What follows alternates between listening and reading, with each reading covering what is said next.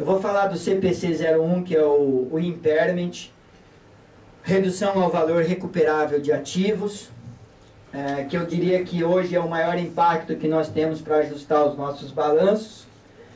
E vou falar do CPC 12, que é o ajuste a valor presente, que eu entendo ser o segundo. Uma vez aplicado esses dois CPCs, praticamente nós temos aí 60% a 80%, dependendo da atividade, de adaptação já do balanço de acordo com as novas normas. Lembrando que a gente tem que fazer aquela mudança da estrutura do balanço, né? Não tem mais o realizado a longo prazo, agora é o ativo não circulante, né? Exigível a longo prazo passou para passivo não circulante, sai resultado de exercícios futuros, abre-se contas no passivo não circulante de receitas antecipadas ou de subvenções, ou dá o nome que quiser para elas, né? No ativo entra o intangível, o diferido fica só até amortizar o saldo, lucros acumulados não tem mais, só prejuízos, e reserva de capital também sai, não tem mais, tá?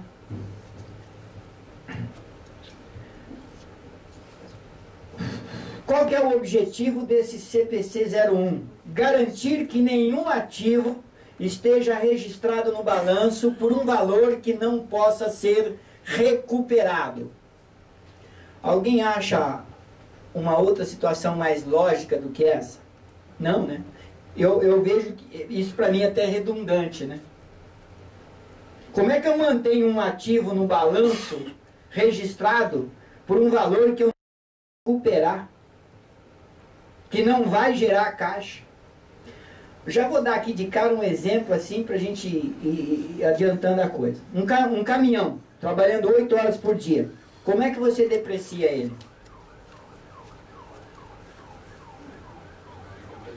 Hã? Ao ano, né? 20% ao ano, certo? Pois é. Manda para a concessionária uma cartinha.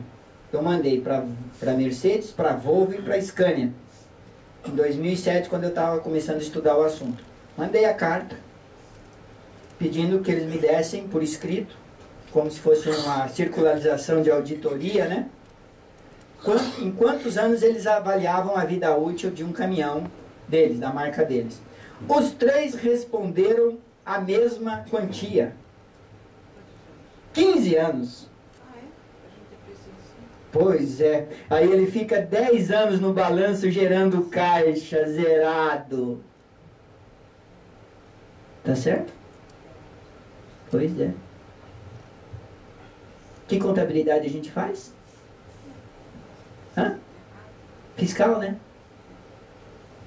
Fiscal. Esse caminhão, ele está trabalhando 8 horas por dia. De repente, entrou um cliente novo para a empresa, que esse caminhão vai ter que trabalhar. Ele vai continuar trabalhando as 8 horas por dia, mas ele não vai andar só na Bandeirantes daqui para Campinas.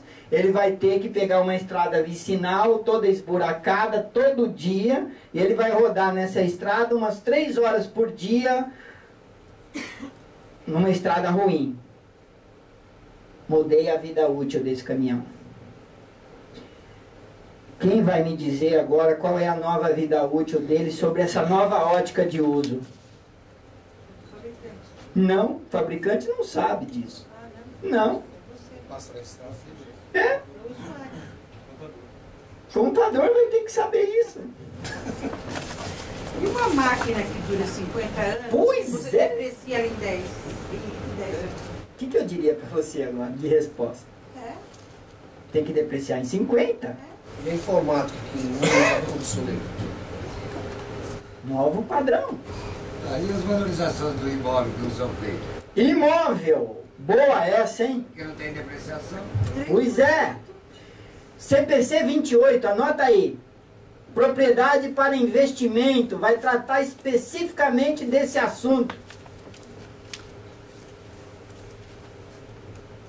Imagina, olha só, foi legal você falar isso aí. Ixi, vai ferrar meu tempo aqui, mas tudo bem. Essa é boa. Provocou a briga. Olha só, o cara tem um prédio, certo? 10 andares e um estacionamento. Um andar é escritório dele, dono do prédio, proprietário. O estacionamento ele terceiriza para alguém explorar.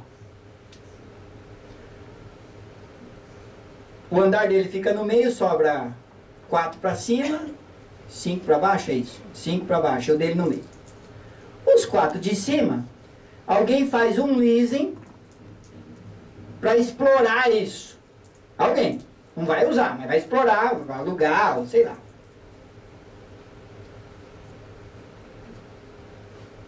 E os outros andares ele aluga, ele próprio aluga para ele, do proprietário, oferir aluguel. E um dos andares ele aluga para um banco. Olha que situação. Você sabe quantos registros contábeis vai ter aí? Um para o estacionamento, um para o aluguel do banco, um para o leasing, um para o andar dele, cada um sobre uma ótica diferente de depreciação e de oferir receita e despesa. Quando que a gente fazia isso, hein? Tá? Vai ter que informar o demônio no final do ano. Sim! De modo vai cair lá, daqui a pouco ela cai, né? Como vai cair a DIPJ, provavelmente em 2011 nós não vamos ter mais DIPJ. Ou se tiver, mais 2 anos aí. Com o LALUR eletrônico é tendência que ela seja eliminada. Como vai ser a DACOM com o SPED, PIS e COFINS. Né? Pois é. Olha que situação nova aí. Né? Repetir o valor do imóvel, você tem que atualizar o valor dele? Tem. E como pode isso? O que eu faria? O que eu faria? Eu pego 3 corretores habilitados para me ajudar nisso. Gente, eu tenho ouvido tanto isso, mas isso me irrita profundamente. Olha só. Precisa laudo? Não. Não e não. Nada em FRS exige laudo. Não vai ser oferecida tributação, né? Não, não vai ser. Aí vai ser caso de venda, ganho de capital é outra coisa. Contábil é diferente. É. Não precisa laudo de nada para avaliação em FRS. É coisa de administração, decisão administrativa, contador e gestão. Agora, é lógico, né? Que numa situação como essa, eu não vou ser maluco de ir lá e meter um negócio... Não, peraí. Não é o meu ramo. Eu não estudei imobiliário, estudei contabilidade, né? Eu sei o que precisa. Para eu me cercar da informação mais adequada, o que é que eu faço? É lógico que eu pego 3 corretores, 3 imobiliários e mando avaliar. Aí eu tenho o quê? Uma das bases contábeis, que é valor de mercado. O valor justo, o valor de mercado e o valor recuperável. Né? Eu tenho a base contábil definida. E boto aqueles laudinhos lá numa pastinha. Um dia alguém vai falar uma besteira, tá aqui. Né? Então, lógico, eu vou me cercar dessa segurança. Mas não que o pronunciamento exija. Nenhum. Eu já vi palestrante, professor por aí falando de FRS, dizendo que precisa laudo. Se você achar isso num pronunciamento, por favor, me manda um e-mail, me fala a página e qual é. Porque eu não achei. E eu li todos. Não tem. Tá? Laudo era para reavaliação. E reavaliação está proibida. Não pode mais. Tá bom? Muito bem. Todos os ativos vão ser alcançados por esse impairment, exceto alguns pronunciamentos específicos, tá? Que é o caso de ativos financeiros, estoques, contrato. Na verdade, aqui tem um erro de informação, que eu acho que eles erraram no próprio CPC e eu fui descobrir isso, eu nem corrigi o slide aqui ainda. Ativos financeiros e estoques passam sim por impairment. Eles passam, em alguns casos, tá? Essa informação ela não é totalmente correta aí. Então, eles passam sim por impairment também. Contratos de construção, ele vai obedecer o CPC específico, o biológico também vai obedecer o específico e os mantidos para venda tem a regra própria, né? Tá?